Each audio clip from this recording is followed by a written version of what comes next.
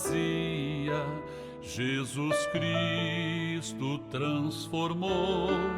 Não tinha paz nem alegria, até que o Salvador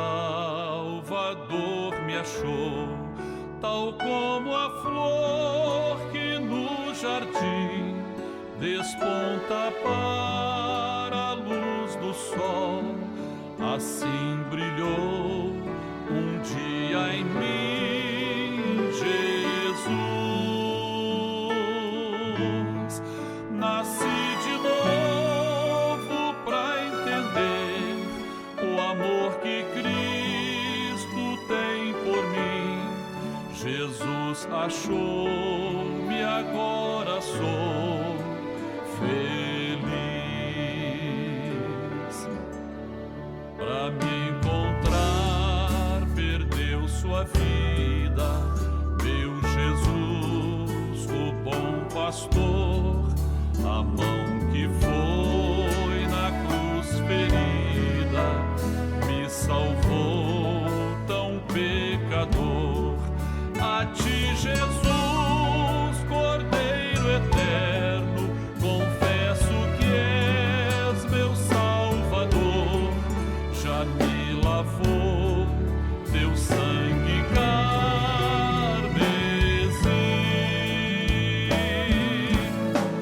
Tão frágil, tão pequeno sou, cuida de mim com teu amor, como uma flor pequena em teu jardim.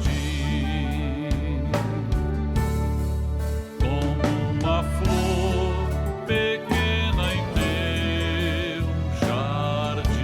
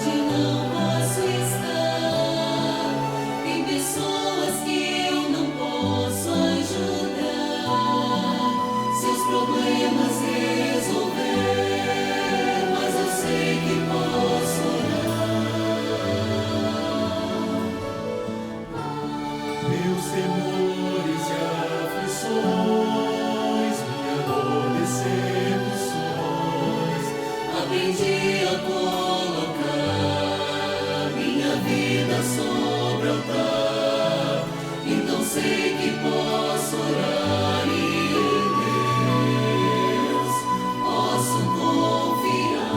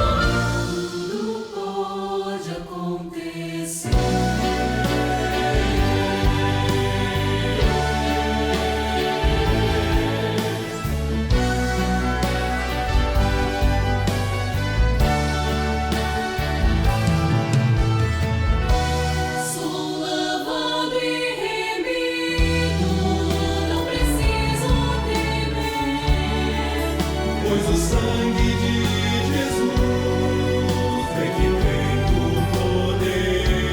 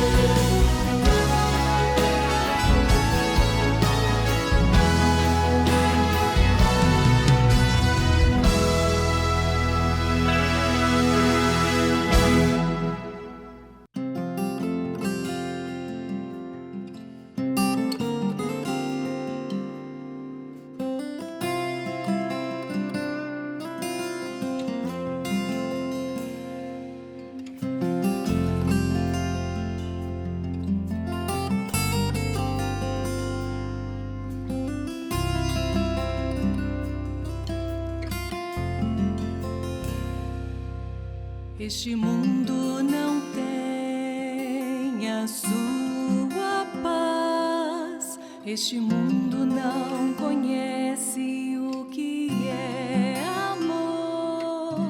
Este mundo não sabe o que é ser feliz. A paz do Senhor Jesus. Dentro de 5 minutos, daremos início às participações da Escola Bíblica Dominical, transmitidas por esse canal. Convidamos você e sua família para participarem. Compartilhe esse link, passe para amigos, vizinhos, parentes, pessoas por quem você está orando. E juntos receberemos uma grande bênção do Senhor.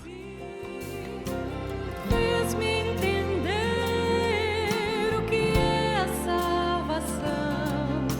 Então abri o meu coração. Ele é Jesus. Ele é Jesus.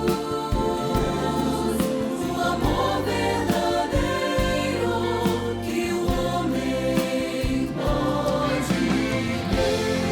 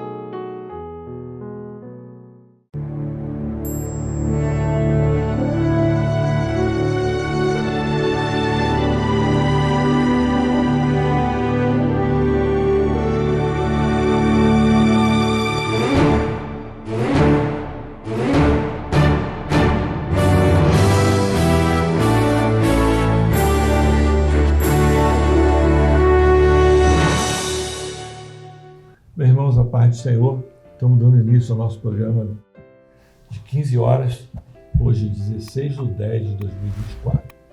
Nosso tema continua o mesmo, o preparo da igreja para o arrebatamento. O assunto continua tudo igual, né? Também o preparo da igreja para o arrebatamento. Nós vamos ver hoje o livro de Apocalipse, capítulo 2, verso 12 a 17. Eu queria que você se apresentasse, mas antes, eu queria que o meu amigo Walter falasse sobre a ação social que houve dia 28 agora, lá na igreja de... Bairro de Fátima. Por favor. Muito bem. A paz do Senhor os pastores, a paz do Senhor aqueles que estão participando conosco agora às 15 horas. Eu sou o pastor Walter, eu sou pastor aqui da igreja do Lene. Nós preparamos no último dia de 28 de setembro, durante todo o dia, uma ação social com o Evangelho Sem Fronteiras na comunidade do Morro dos Prazeres. Foi um momento muito especial para nós, de atendimento de mais de 300 pessoas na parte da manhã, com as mais diversas competências e áreas do conhecimento, advogados, médicos, assistente social, cabeleireiros e principalmente a parte evangelística, né? Porque cada uma dessas 300 pessoas foram assistidas ali por um grupo de oração que estava ali cantando, bendizendo o nome do Senhor, receberam oração com dons espirituais e foram marcados pela ação do Senhor. O pastor Edilson estava lá também, pode falar também sobre o culto que foi preparado. Pastor Edilson. Por favor, pastor Edilson. Pai do Senhor, irmãos, pastor Edilson, da igreja de Copacabana, pai do Senhor, os companheiros aqui na mesa. Neste sábado, o pastor Walter Júnior já fez uma abordagem de mais de 300 atendimentos que fizemos naquela localidade, mas também à tarde nós tivemos um culto às 16 horas e fizemos uma cantata naquela região, né? Ali em Santa Teresa, no Morro dos Prazeres, fizemos uma cantata, uma evangelização e logo voltamos para a quadra onde tivemos um culto com mais de 60 visitantes. E pastor Ismael, foi uma grande bênção, uma grande vitória para a Zona Sul, para a igreja do bairro de Fátima, né, que é a igreja que ele está assistindo ali, aquele local onde já existe um ponto de pregação. O pastor José Paulo tem assistido muito bem ali aquela localidade e foi de fato para nós uma grande vitória, né? O bairro Santa Teresa é um bairro histórico do Rio de Janeiro. Histórico. E tem um ponto de pregação lá, né? Que nós estamos clamando ao Senhor para que o Senhor nos dê um ponto para ser uma igreja de fato ali. Porque já tem, naquela comunidade ali, já tem algumas pessoas que são membros da igreja. Todo sábado tem culto nesse ponto de pregação, que é um ponto emprestado, né? É um armarinho de um irmão da igreja. É um mercadinho. É um mercadinho, né? Então, ele separa o fundo para que o culto seja realizado. Nós estamos clamando agora para que o Senhor nos dê uma igreja ali, de fato. E por sinal, é um testemunho para nós, né? Esses dois irmãos, eles são sócios, o Washington e Jonas, eles são sócios e eles colocaram no coração que enquanto a igreja não tiver uma localidade própria ali, está aberto um espaço no mercadinho. Eles separaram um espaço onde eles não exploram a atividade comercial deles. Deixam de vender para poder fazer um culto de 15 em 15 dias, aos sábados. Não, né? lá é semanal. Todo sábado. E assim, para nós foi uma grande vitória. Tiveram quantas pessoas no culto dessa evangelização?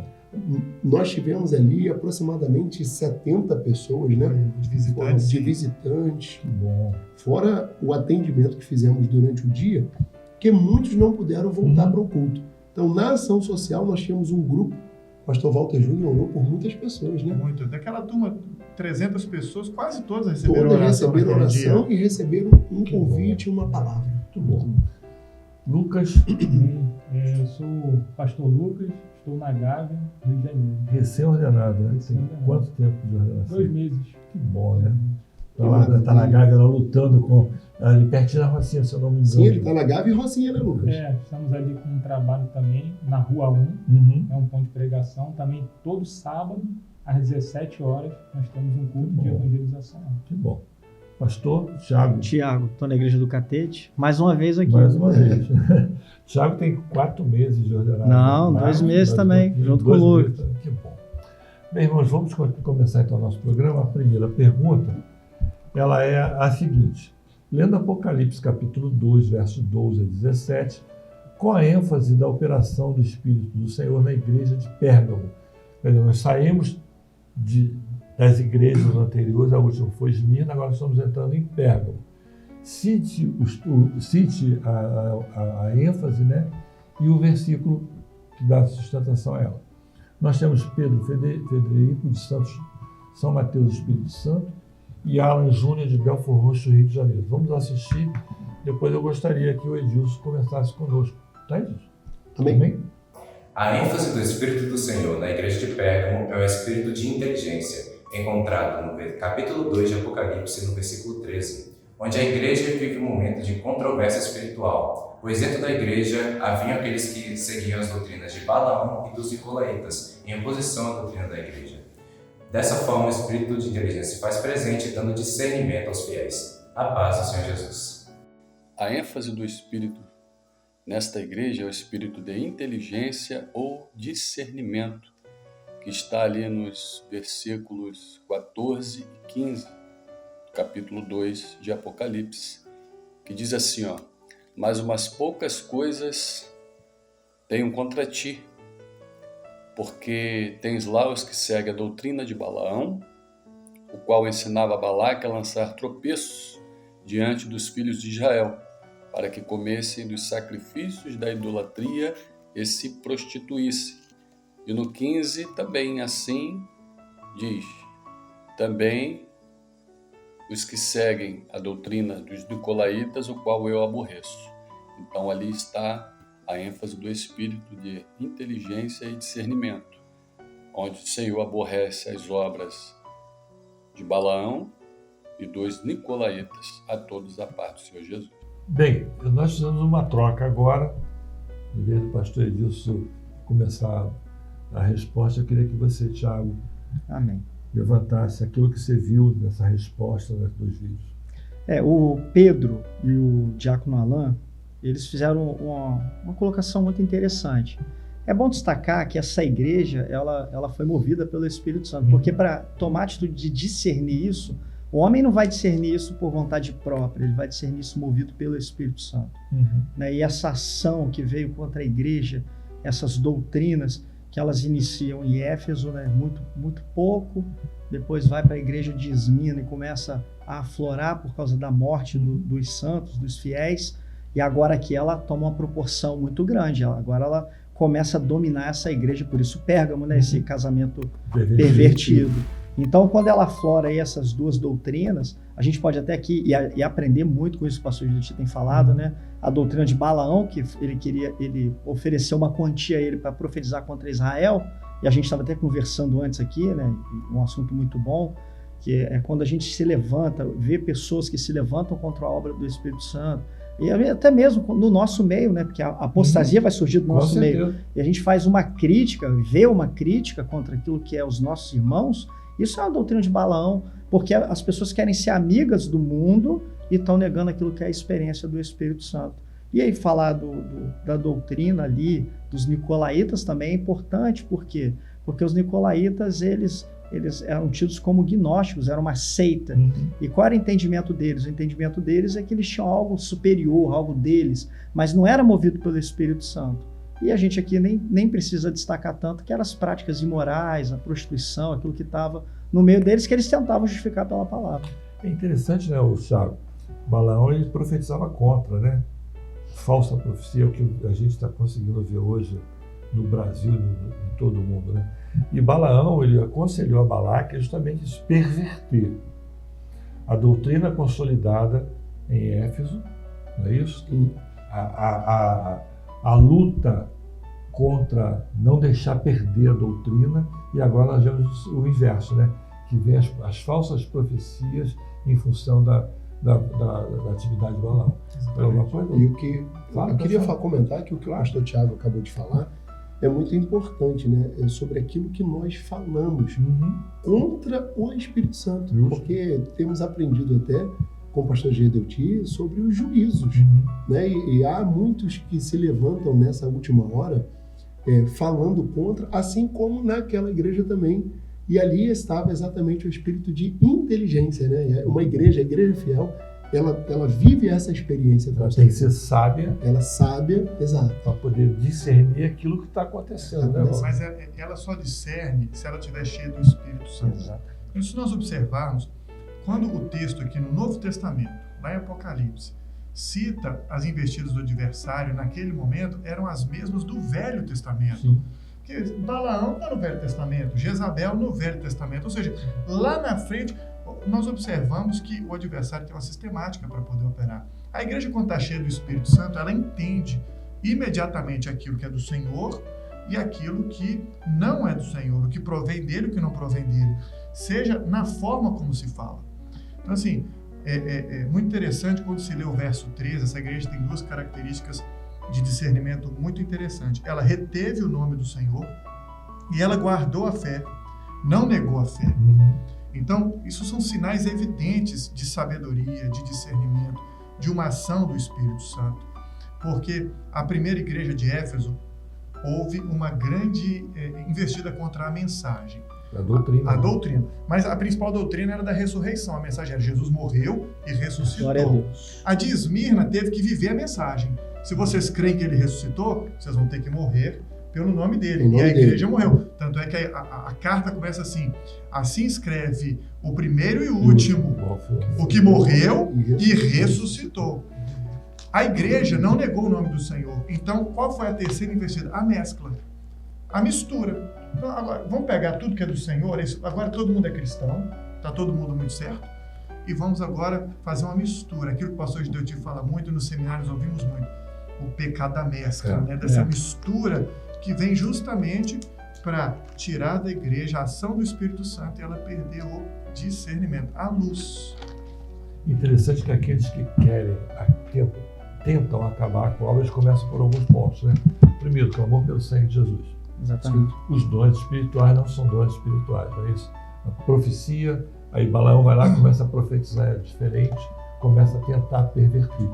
E hoje nós estamos vivendo isso, né, o Walter? A mentira é sempre transvestida, ela sempre se veste de verdade, né? Você vê que a mensagem de Balaão era o quê? Qual era a função de Balaão na igreja, digamos assim? Ele era profeta. Jezabel se dizia profetiza. Sim. Ou seja, são pessoas que falam, mas falam em nome de quem? O discernimento nos faz compreender isso. Falam em nome de quem? O nome da verdade dele. Exatamente. Aí a gente uma verdade entra... relativa.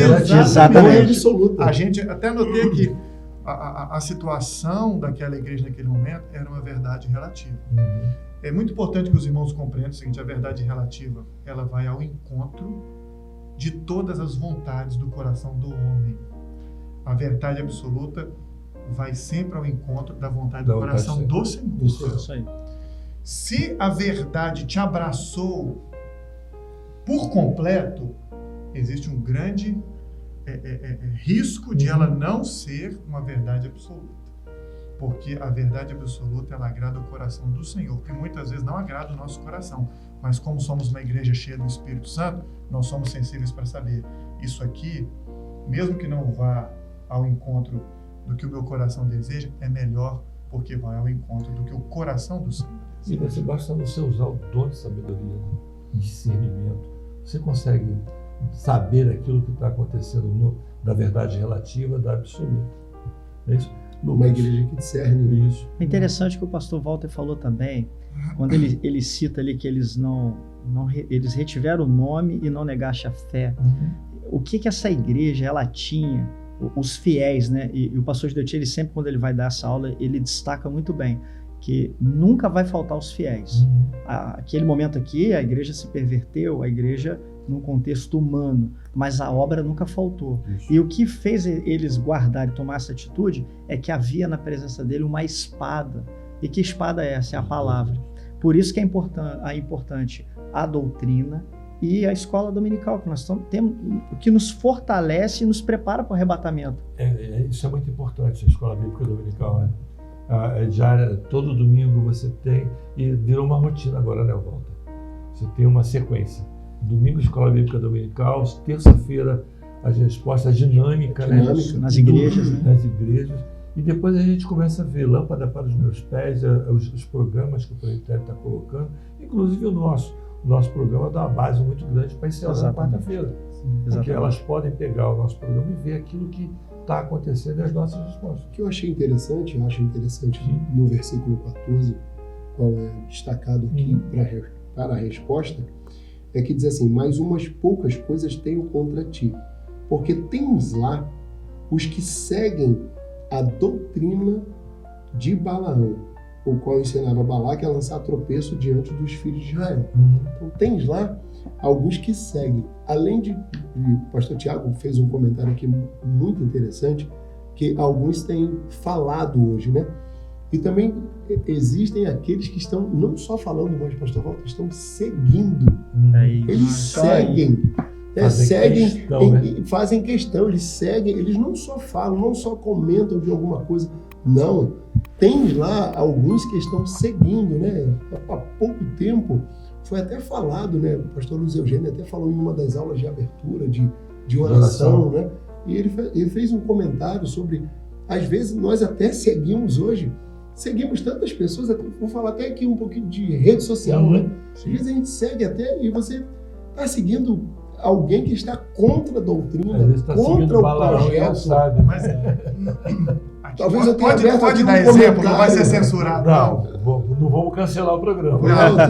Mas olha, quando eu observo esse detalhe que o pastor Edilson falou, é interessante, porque Balaão, que era profeta, ele ensinava Balaque a lançar tropeço. Ou seja, ele usava do conhecimento da lei que ele tinha para ensinar o outro a colocar o tropeço contra a vontade do Senhor, a cair. Quando você está numa roda, vamos dar um exemplo, você está numa roda de amigos e você faz um comentário pejorativo sobre uma revelação do Senhor. Você fala de um pastor, você fala de um diácono da igreja, do presbitério, do seminário, e a pessoa transmite aquilo, você está como Balaão nessa situação. Sim. Você está ensinando o outro a lançar tropeço para frente. E sabe o que acontece quando muitos vão lançando tropeço para frente? Nós temos uma igreja que tropeça várias vezes. Exatamente. E o pastor tem muita dificuldade de seguir no caminho com a igreja, porque ela tropeça, ela claudica várias vezes, porque ela vai sempre reverberando essas pequenas insatisfações. Olha, mas eu acho que deveria ser assim. Eu vou falar assim, poxa, eu nunca pensei nisso, agora eu também acho. E aí, Balaque vai só jogando tropeço para frente. Nós devemos ser cheios do Espírito Santo. Ou confiamos que estamos sendo guiados pelo Espírito Santo, ou nós precisamos rever a nossa fé. É interessante, pastor Imael, que a Bíblia, ela traz para nós um conselho, Com né? certeza. E o conselho é: bem-aventurado o varão que não anda segundo o conselho dos ímpios, nem se detém no caminho dos pecadores, nem se assenta na roda dos escarnecedores. Exatamente, Salmo 1, né? E aí nós... É um contraponto, né, daquilo que a Bíblia nos ensina para aquilo que alguns estão fazendo e que aquela igreja, que aconteceu dentro daquela igreja, né? E o vereador, antes tem o seu prazer na lei do Senhor, na palavra, e a sua lei medita de dia e de noite. Glória então, a Deus. De dia e de noite, nós estamos em torno da palavra, né? Buscando a palavra, né? Ao passo em que muitos estão buscando lançar tropeço, como o pastor Walter Júnior acabou de falar. Tem muitas pessoas que estão nos ouvindo. Quer ver um exemplo? Eu tive uma experiência aqui com o pastor Walter aqui na igreja do Leme. Walter Júnior. Por quê? Porque eu lembro de... Todas essas operações, elas por exemplo, ela tem uma ênfase, mas todas as 7 manifestações do Espírito Santo estão em todas as igrejas. Então hoje nós enfrentamos isso. E a gente pegou no estudo de Cantares sobre as raposas e as raposinhas. O que come, o que destrói a vinha são as raposinhas. Quer ver um exemplo? Isso aqui para ser prático para nós, que é a doutrina, que ela vem, que é do mal, né? Operação do erro, que é profético, apostasia, que mostra a volta de Jesus. A gente teve uma reunião de pais, e eu lembro que o Senhor levou o pastor Walter Júnior a trazer uma palavra para os pais, dizendo o seguinte: quando se faz um comentário pejorativo de um pastor ou de um diácono ou obreiro dentro de casa, aquela criança cresce com medo de se abrir com o pastor, de se procurar o capitão do grupo dela. Então aquilo ali é lançar tropeço. Você está trazendo dificuldade para dentro da sua casa sem saber. Então olha como que a escola dominical, ou a palavra, ou aquilo que o Espírito Santo está movendo no nosso meio, tem um papel preponderante para preservar as famílias nessa hora. Glória a Deus. Só para lembrar que você foi ungido na igreja do Leme durante um bocado de tempo com o pastor Walter. E Lucas também E foi Lucas ungido Sim. na Gávea e na Rocinha um bom tempo comigo. Glória a Deus. Lucas, você ficou quieto até Foi agora. diácono também, né, Lucas? E ele ficou quieto até agora, não falou nada. Ele é quietinho, né? Ele vem pra mesa, mas fica Mas quieto. Não, é próxima que os ele vai pastores, responder. o bom é que os pastores vão mostrando quanto que eles já são Tá mais certo. velhos. Né? Por favor, O que eu Lucas. achei interessante foi o pastor Walter Júnior falou sobre a mescla, né? E uma outra coisa muito interessante é por que a ênfase é do espírito de inteligência ou discernimento? Porque a estratégia do adversário mudou. Na igreja de Esmirna, o adversário atacou o corpo, matou os servos do Senhor. Mas ele viu que aquilo ali não adiantou. Então, em Pérgamo, ele falou assim, agora eu vou introduzir outra doutrina, vou introduzir o tropeço, a idolatria, o engano.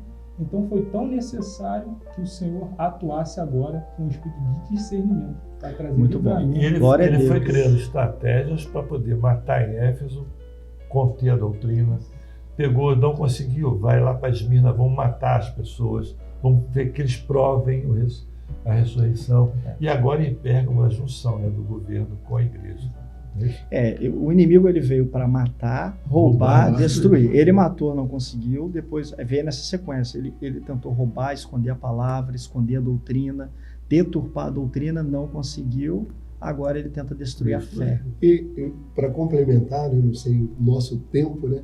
Mas alguns naquela igreja seguiram a Balaão e alguns seguiram a doutrina dos nicolaítas. E aí uma pergunta que cabe aqui à mesa, cabe a nós, aos irmãos que estão nos ouvindo agora, né?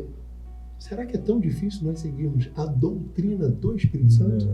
Não é? Será que é tão difícil? Será que não vale a pena seguirmos a doutrina do Espírito Santo ao passo em que está sendo introduzido, né? Foi introduzido naquela igreja e é introduzido hoje. Continua, porque o ataque do adversário, o pastor Tiago acabou de dizer, ele veio para matar, roubar, né, pastor Walter? E destruir. Então hoje nós estamos vivendo a mesma coisa. E será que é difícil seguirmos apenas a doutrina do Espírito Santo? Edilson, se a gente voltar lá em Éfeso, uma palavra que foi dita é o seguinte: voltar ao primeiro amor.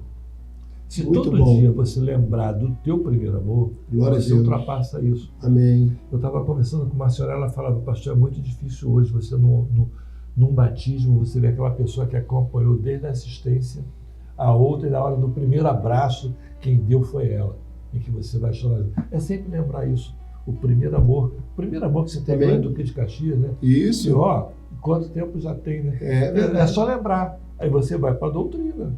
Não é difícil. Não é difícil. A pessoa abriu. E o senhor deixa um conselho, né? Quem tem ouvidos, ouça. O momento agora é de ouvir a voz do Espírito Santo. Glória a Deus.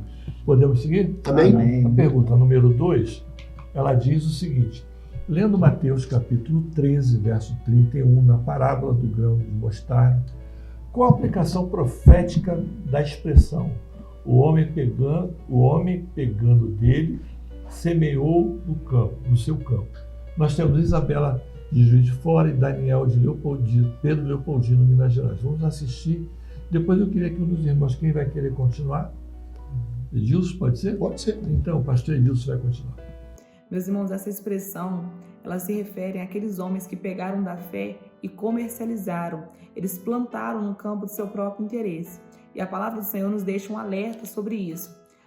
Em Efésios capítulo 4, versículo 13 e 14, que nos diz assim: até que todos cheguemos à unidade da fé e ao conhecimento do Filho de Deus, a varão perfeito, à medida da estatura completa de Cristo, para que não sejamos mais meninos inconstantes, levados em roda por todo o vento de doutrina, pelo engano dos homens que com astúcias enganam fraudulosamente. A paz do Senhor Jesus. Nos fala do homem que pega a semente da fé e a lança sobre o interesse, o campo do seu interesse. Pérgamo significa casamento pervertido. E eu estado vendo o crescimento da igreja, vindo ali de Esmirna, primeiramente, onde perseguiam e tentavam calar aquela mensagem, vendo que, pelo contrário, eles não diminuíam, mas sim cresciam decidiram se juntar à igreja trazendo práticas do paganismo, para assim trazer para o campo do seu próprio interesse fortalecer um governo e um império. Irmãos, a paz do Senhor Jesus. Bem, irmãos, voltamos aí. Vimos a resposta da Isabela, do Daniel. Pastor Edilson, agora é com a sua vez, né?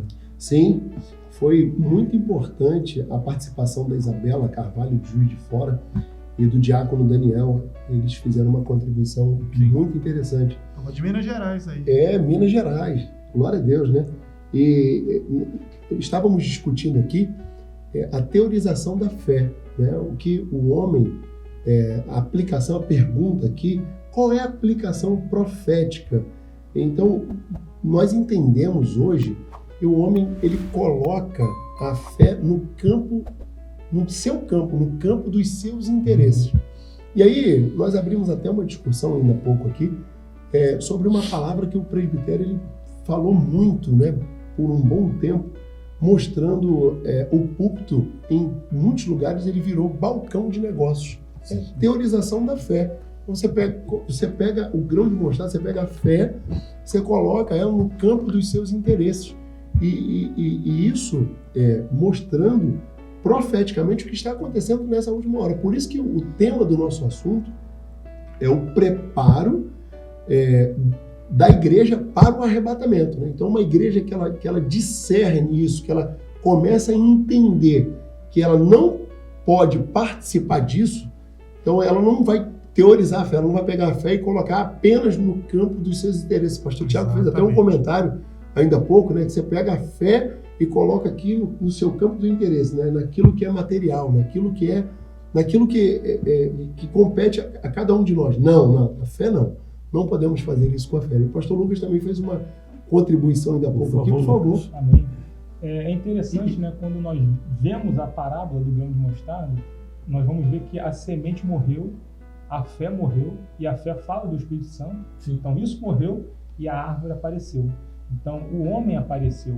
É como o pastor disse, né? Agora não é mais uma fé que nós vimos em Esmirna, né? A fé genuína, a fé inabalável. Em Pérgamo nós vemos uma fé filosófica, uma fé relativa, uma fé racional que fala dessa vida aqui. É onde o homem ele quer aparecer, que é o grande líder, é o grande homem, é aquele que tem a pregação, a mensagem. Mas nós vimos também, pastor Gedeuti citou um dom que o conselho teve da moeda. Sim. A moeda mudou de lado. Uhum. Porque o homem agora ele sai de cena e entra o Espírito Santo. Mais do que nunca, quem tem que falar no nosso meio é o Espírito Santo. Nos últimos dias, justamente no preparo para o arrebatamento, tem que mudar. Não é? A fé agora não é mais aquela que se joga em qualquer canto. Mas você agora precisa ter Esmirna, né? Eu morro, mas morro falando de Jesus. Pastor Ismael e os irmãos da mesa, olha que detalhe interessante, né? O que estamos falando aqui, o que estamos discutindo aqui e o tema da escola bíblica dominical. O nosso tema é o preparo da igreja para o arrebatamento.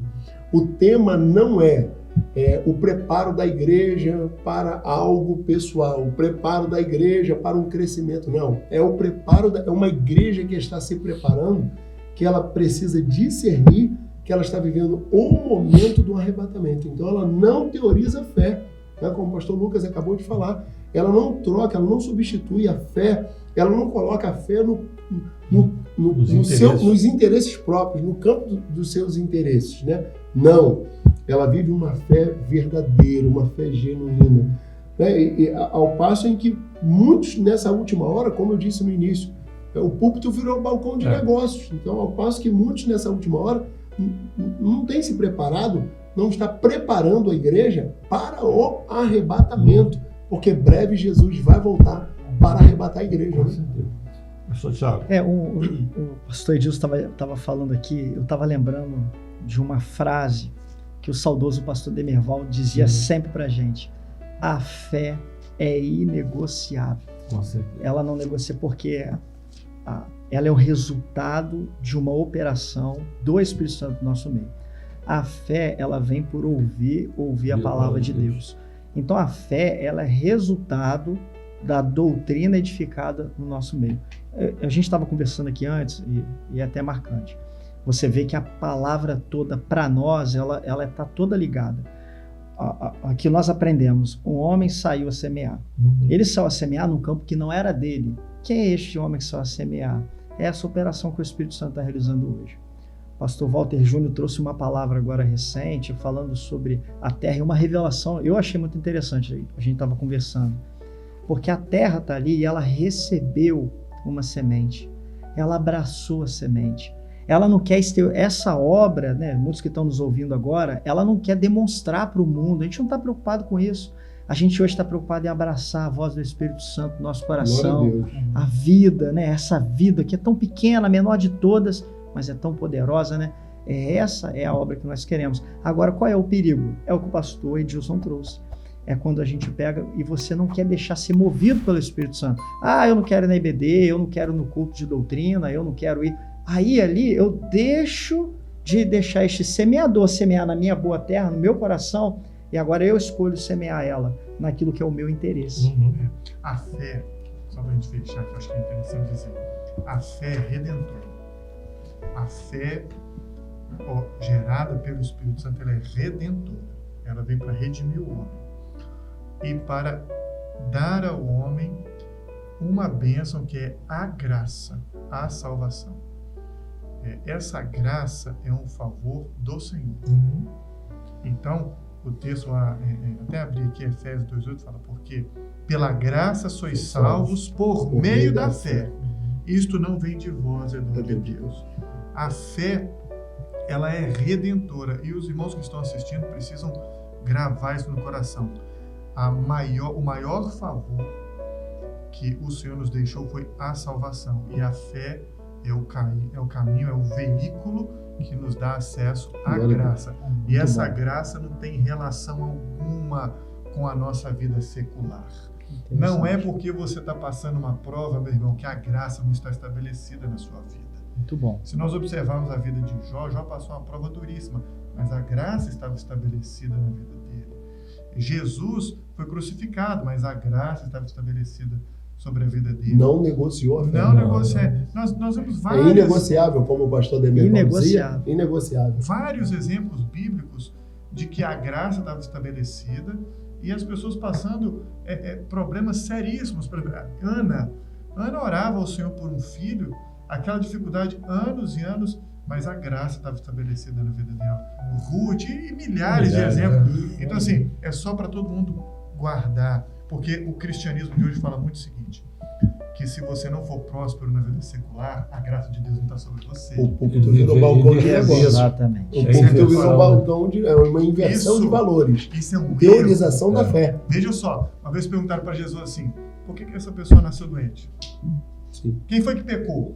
Estes ou seus pais? Ele falou assim, ninguém pegou não. Isso aí... É para que o poder de Deus se manifeste, a graça, a salvação de Deus se manifeste na vida dele. Às vezes, meu irmão, a prova que você está passando vai ser a manifestação da graça na vida de outro. Você vai ser veículo para uma experiência de graça na vida de outra pessoa. Então, é bom que a igreja guarde isso. A fé é redentora e ela é um caminho único para que o homem tenha um contato com a graça. Muito bom. E olha só também, olha como é que é interessante, bem rapidamente, né? A gente aprende na doutrina, olha como que tudo se fecha. Aqui o pastor Walter Júnior trouxe uma aula de Manaim, que é a quinta medida. Então, se o homem não tiver nessa quinta medida, e quer ver uma frase que o pastor Gideuti tem, ele está dizendo constantemente, evangelho sem revelação é aquilo que o homem está vivendo. Ele vai para onde? Para o misticismo. E eram os gnósticos que estavam aqui no texto. Então esse é o perigo. Nós estamos cheios do Espírito Santo. Mas Saul viveu isso, né? Ele estabeleceu o governo dele todo na direção do Senhor. E é bom que todo mundo lembre que Saul foi escolhido pelo Senhor, né? De vez em quando a gente ouve uns falando aí que quem escolheu Saul foi... Não, o Senhor escolheu Saul. E deu a ele, profetizou, ele foi um servo, caminhou na presença do Senhor, fez tudo certinho, até que um dia a desobediência levou a ele a ferir a doutrina do sangue. Ele mexeu com a doutrina. Quando ele mexeu com a doutrina, o Senhor se aborreceu com ele. E qual foi o resultado disso? O afastamento da revelação. Ele parou de ouvir a voz do Senhor.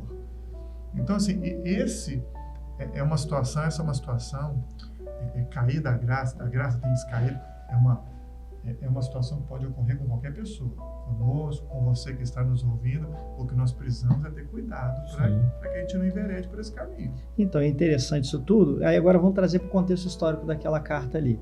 Tudo que eles queriam ali é trazer, eles vêm lá de Éfeso, Esmirna, e aqui eles conseguem, anular a graça e trazer a lei para dentro de uma obra que não é, a obra é redentora, ela não é uma obra que ela está dentro dos 4 limites dali, da razão, né? Ela não é uma obra criadora, ela é uma obra redentora. Então você quer voltar, é a mesma luta que Paulo enfrentou, mostrando para eles ali, para as igrejas.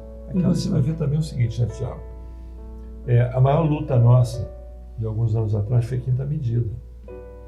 Foi a maior luta nossa. Até as pessoas entenderem aquilo que você estava falando, como estava falando, né? Agora não, agora está normal, a coisa está caminhando dentro dos seus limites. Não é isso? Sim, exatamente. Quinta Medida é uma forma de nos fazer compreender que a revelação, ela excede qualquer limite. Ela não está nesse plano. Não, exatamente. Ela não está no campo dos nossos interesses. Ela sobrepõe, ela está acima disso. E cada vez que o Senhor revela uma coisa nova, sempre há contestação. Não sei, você lembra muito bem, né? Culto profético. Sim, virai-vos para o norte. Virai-vos para o norte. Agora, o outro lado da moeda. O outro lado da moeda. Quanta contestação vai vir? Vocês são mais antigos do que nós. Lembra mais né? Não, irmãos, não considerem o mais antigo. Considerem a revelação. Amém. Vamos ler. Podemos a terceira ou mais falar? Fala, Lucas. Não, diante de tudo aquilo que foi exposto, né, o pastor falou sobre esse momento, né, em que nós estamos aguardando ansiosamente a volta do Senhor Jesus. Amém. Lembrei daquele texto que fala, porventura, né, quando vier o Filho do Homem, achará fé. Amém. Muito bom. Que fé o Senhor vai encontrar, né?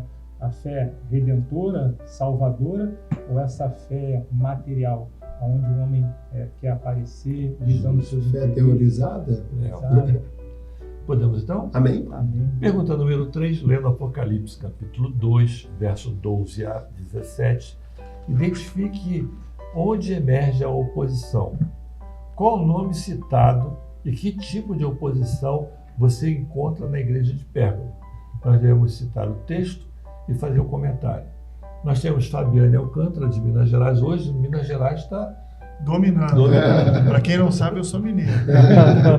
Evaldo Luiz também, de Januária, Minas Gerais. Vamos ver os vídeos, depois o pastor Walter Júnior. Já que é mineiro, vai responder o ai.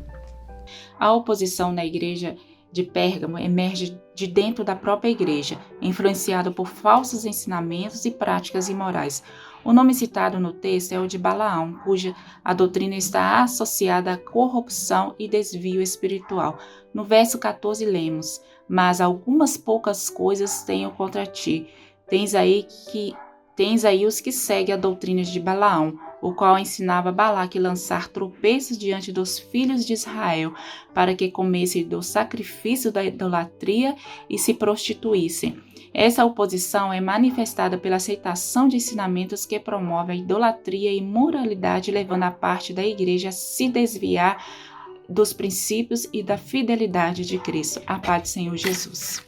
O tipo de oposição ali na igreja de Pérgamo era a oposição à doutrina do Espírito Santo, no sentido de enfraquecer a fé, substituindo-a por algo material, ou seja, invertendo os valores celestiais pelos valores terrenos para essa vida. E o nome citado dessa oposição é a doutrina de Balaão, uma doutrina da idolatria. De onde ela emerge? Ela emerge exatamente do interesse material. E o texto está em Apocalipse 2,14, que diz: mas umas poucas de coisas tenho contra ti, porque tens lá os que seguem a doutrina de Balaão, o qual ensinava Balaque a lançar tropeço diante dos filhos de Israel, para que comessem dos sacrifícios da idolatria e se prostituísse. A paz do Senhor Jesus. Bem, nós vimos a resposta da Fabiane, do pastor Evaldo, e agora, Valtinho, me permita chamar de Valtinho. Pode, claro. Walter Júnior, por favor. Inclusive, mandar um abraço para o pastor Evaldo, para os irmãos de Minas Gerais. Eu sou mineiro mesmo, todo mundo riu aqui, mas é verdade. Eu tenho dupla cidadania, carioca e mineiro. Tá bom. Mas eles foram muito felizes na resposta, pastor Ismael, porque as maiores oposições da igreja sempre foram as internas, né? Sim. Faraó era uma oposição externa e o Senhor deu jeito nele, né? As internas são piores, são difíceis. A irmã Fabiane citou muito bem a questão das práticas imorais, a idolatria, aquilo que veio para colocar em xeque toda a ação do Espírito Santo no meio da igreja, levando o crente, naquele momento, à concupiscência dos olhos, concupiscência da carne, a soberba da vida. É muito importante nós observarmos que a Bíblia é repleta de exemplos de oposição ou oportunidade delas. Vou citar um exemplo aqui. Saul com Davi. Saul podia ter sido oposição, Davi podia ter sido oposição a Saul. Ele escolheu não ser e respeitar o governo que o Senhor tinha levantado. Eu acho maravilhoso aquele testemunho, pastor Edilson, de Davi. A espada na mão, Saul, ele guarda-me o Senhor, de que eu toque no ungido dele. Ele foi ungido pelo Senhor. Então, de minha parte, oposição nenhuma, que o Senhor faça o que tiver de ser feito. O juízo é do Senhor. O juízo é do Senhor. Aí você vê, em contrapartida, e vamos dar um salto lá para o Novo Testamento. Nicolau está sendo citado aí, diácono da igreja, né? Nada contra, não tem nada a ver o fato de ser diácono, podia ser pastor, instrumentista, qualquer outra coisa, até porque os nossos diáconos são homens valentes e cheios do Espírito Santo, em sua enorme maioria. Mas tinha a responsabilidade de auxiliar os ministérios, cuidar das ovelhas, zelar das viúvas, pacificar a igreja, que, afinal de contas, foi por isso que os diáconos foram levantados, a igreja tinha ali alguns conflitos, eles foram levantados, e ele escolheu se desviar, tornando-se uma oposição ao projeto de Deus. Não aos pastores, não à igreja, ao projeto de Deus que estava estabelecido ali no meio da igreja.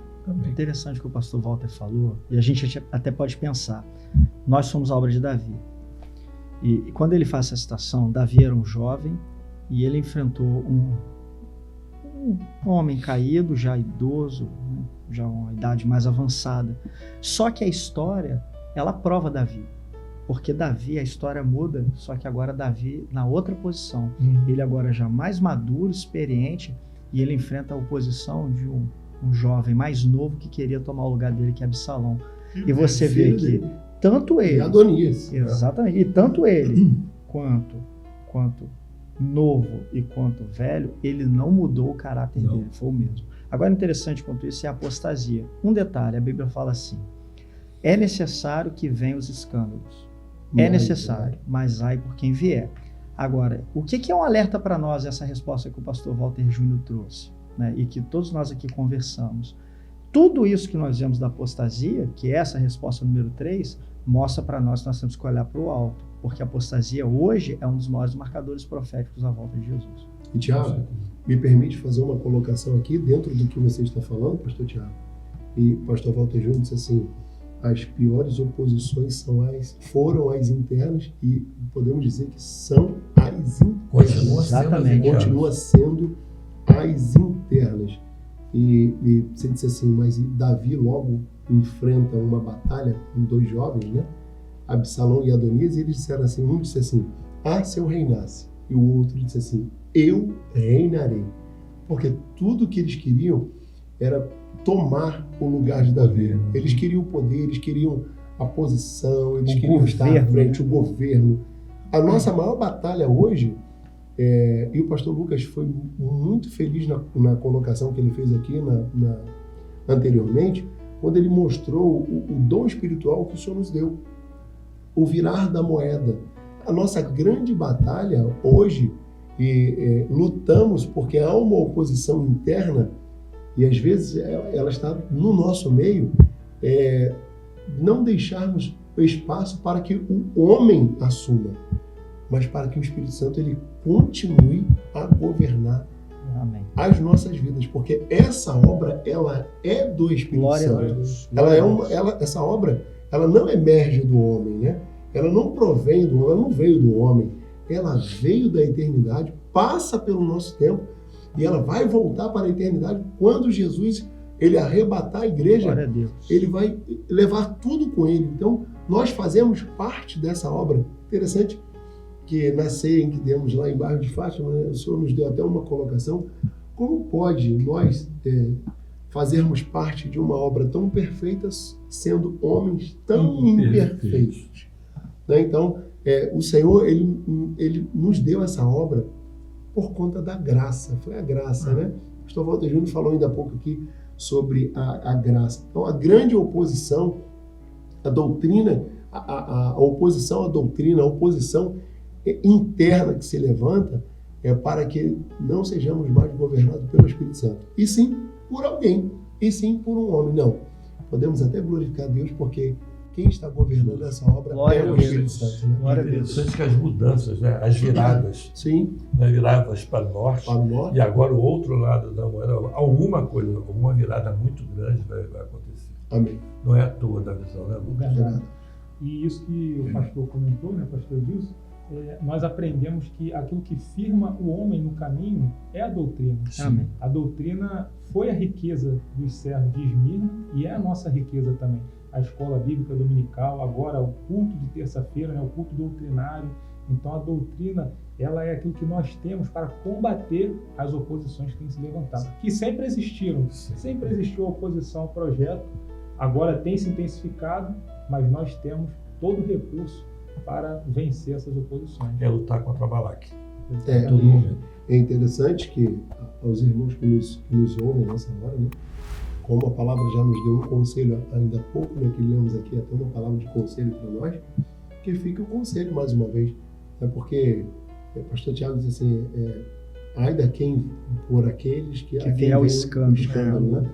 E a oposição interna, né, e a grande pergunta hoje, será que eu não estou sendo oposição à doutrina? Será que seguindo a Balaque, seguindo a Balaão, será que eu não estou sendo oposição? Será que a mentalidade que está em mim, a mentalidade que vem surgindo, e é importante nós clamarmos nessa hora, fazermos uso da doutrina, daquilo que o Espírito Santo nos deu, o recurso que ele nos deu, para na hora em que vier essa mentalidade, podermos repreender e dizer assim, não, Senhor, eu continuo pertencendo à obra do Espírito Santo. Com certeza. Amém? Bem, agora nós vamos entrar numa área importante que é as crianças, né? Nós vamos cantar um hino junto com elas, depois nós voltamos e vamos conversar um pouquinho sobre as respostas. Amém? Amém.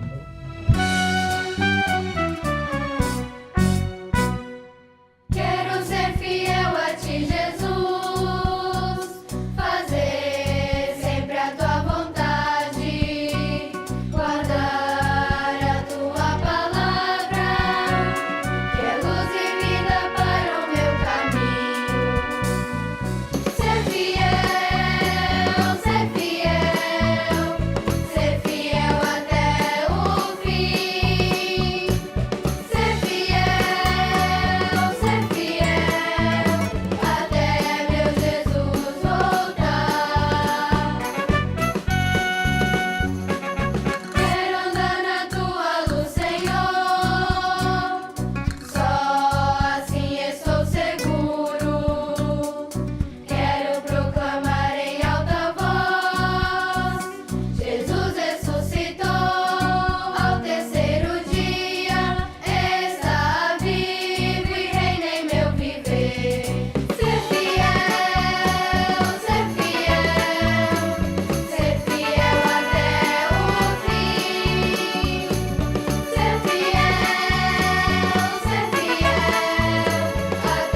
meu Jesus voltar. Jesus está vivo, reina em meu viver, e em breve voltará. Glória a Deus, né? Glória a Jesus. Glória a Jesus. Glória a Deus. Então, nós cantamos junto com elas e é uma graça. Amém. É interessante que o pastor ele fala o seguinte: quando as crianças cantam, sempre é uma operação de maravilha dentro da igreja. Glória a Deus. Vamos lá então. Eu não vou ler a pergunta porque os pais e as próprias crianças já estão lendo. Nós temos 3 adolescentes: Miguel Santos, Sara Santana e Vitor César. Vamos ver o vídeo e depois nós voltamos. Amém? Amém. Amém. O trigo será recolhido no celeiro do Senhor, isto é, a igreja fiel será arrebatada pelo Senhor Jesus para morar com nosso Deus na eternidade. E a igreja infiel, que é o joio, que representa tudo aquilo que se opõe à obra de Deus e à doutrina do Espírito Santo, será queimada no fogo e terá a morte eterna sem Deus. Mateus 13:30. Deixai crescer ambos juntos até a ceifa. E por ocasião da ceifa, direis aos ceifeiros: colhei primeiro o joio e atai-o em molhos, para queimar, mas o trigo ajuntai-o no meu celeiro. A paz do Senhor Jesus, irmãos. Lendo Mateus capítulo 13, verso 30.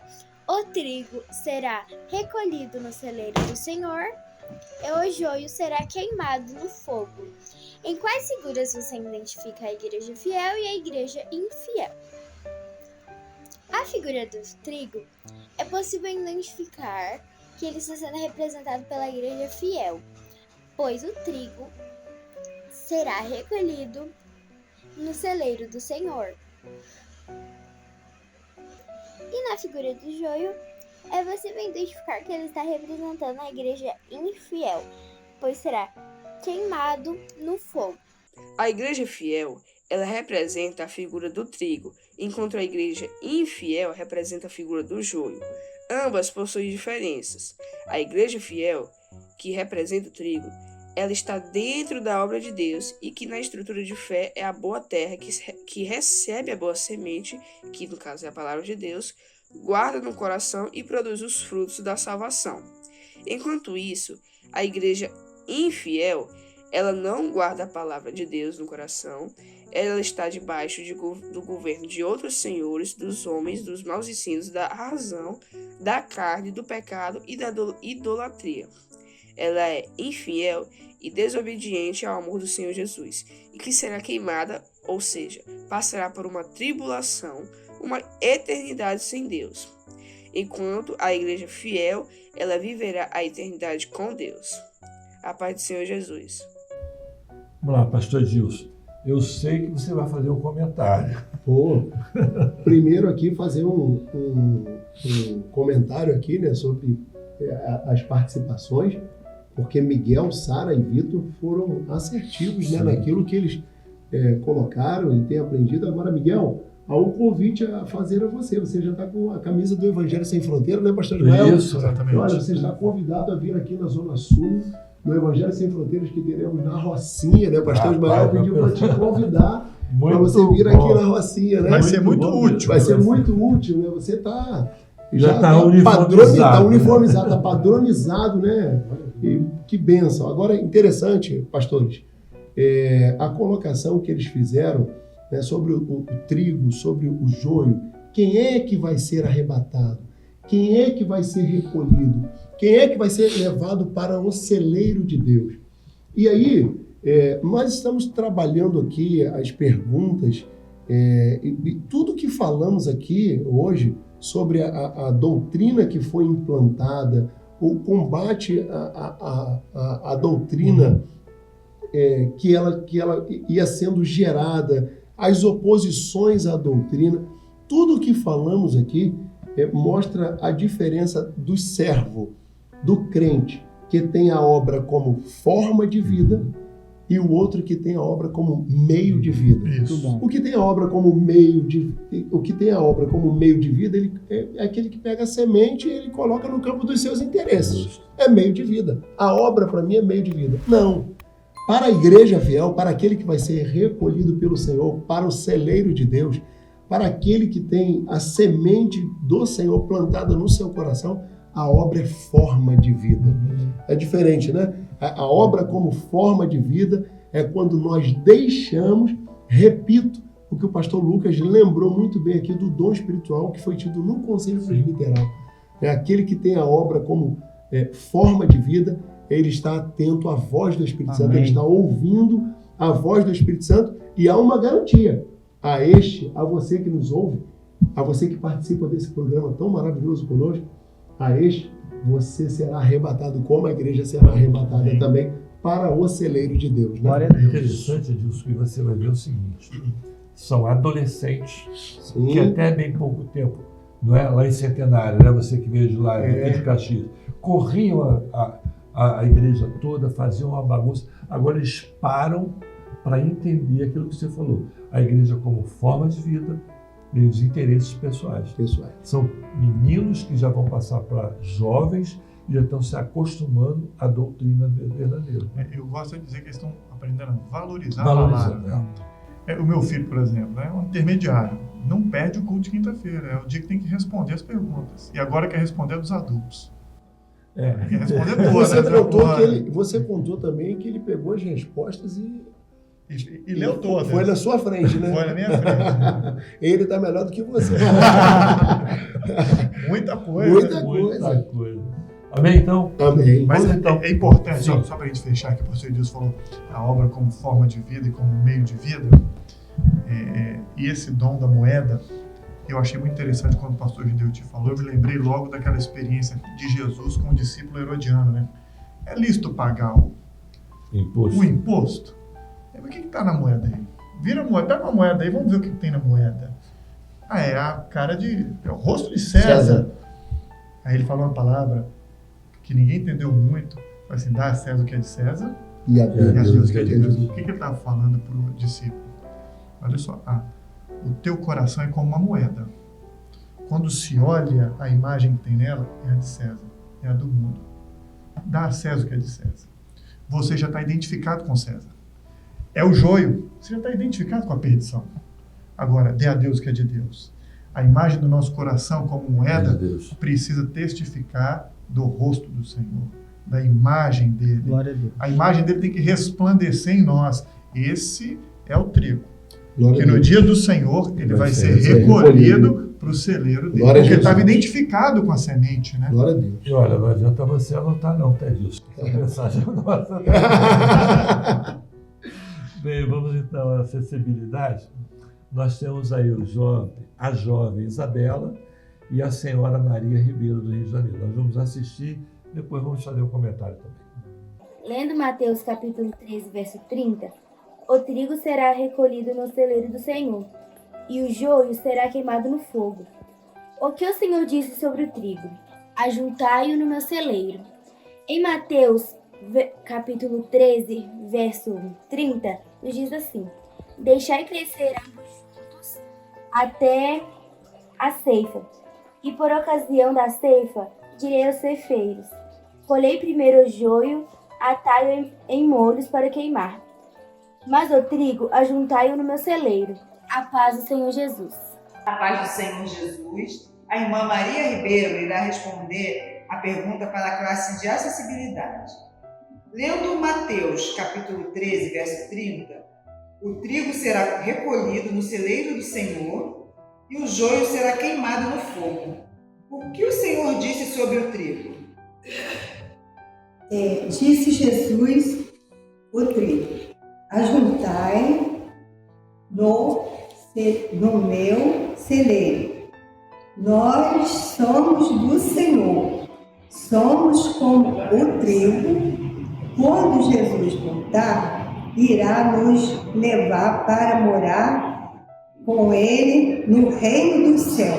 A paz do Senhor Jesus. Não é? Edilson quer comentar ou Walter, um dos dois? Eu vou aproveitar aqui, né? Já que estamos aqui nessa mesa maravilhosa, os comentários, né? E vemos a preocupação do presbitério, a preocupação do Senhor.